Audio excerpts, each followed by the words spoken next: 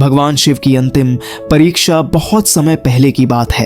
हिमालय की तलहटी में एक घना जंगल था जिसके बीचों बीच एक प्राचीन शिव मंदिर स्थित था। इस मंदिर के बारे में कहा जाता था कि जो भी सच्चे मन से शिव की भक्ति करता है उसे भगवान स्वयं दर्शन देते हैं।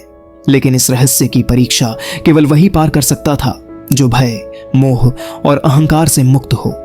गांव में कैलाश नाम का एक युवक रहता था जो शिव का परम भक्त था।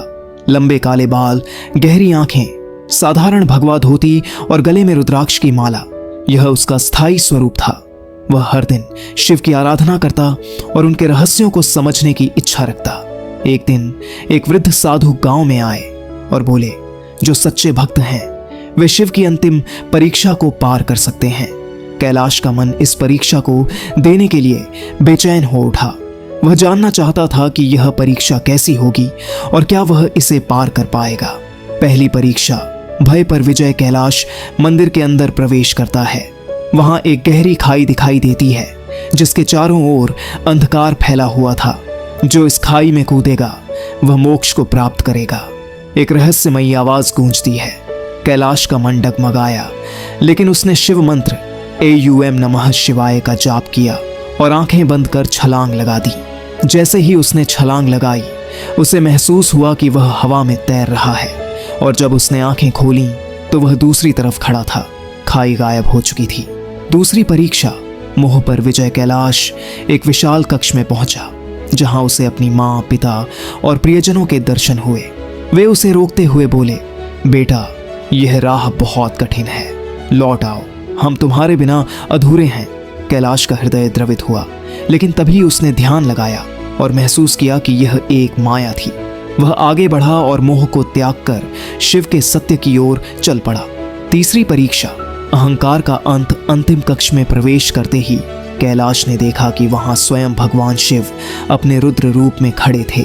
तीसरा नेत्र ज्वालामुखी की भांति जल रहा था, त्रिशूल हाथ में चमक रहा था और चारों ओर ऊर्जा की लहरें बह रही थीं।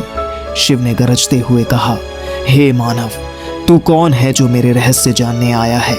क्या तू स्वयं को मुझसे बड़ा मानता है? कैलाश ने शीश झुका दिया और हाथ जोड़कर कहा, मैं कुछ नहीं हे प्रभु, मैं बस आपकी कृपा चाहता हूँ। जैसे ही उसने अपने अहंकार को त्यागा, शिव की आंखों में संतोष झलक उठा। वे मुस्कुराए और बोले, हे कैलाश, तूने शिवत्व को प्राप्त कर लिया। भय, मोह और अहंकार को त्याग कर ही सच्चा शिव भक्त बना जाता है। अब तू जाकर यह ज्ञान संसार को दे। शिव ने कैलाश को आशीर्वाद दिया और उसे दिव्य ज्ञान प्रदान किया। कैलाश जब गांव लौटा तो वह केवल एक साधारण युवक नहीं बल्कि एक संत बन चुका था। उसने लोगों को भय से मुक्त होने, मोह को त्यागने और अहंकार से बचने का संदेश दिया। धीरे धीरे पूरा गांव शिव की भक्ति में लीन हो गया और उनके आचरण में सकारात्मक परिवर्तन आने लगे।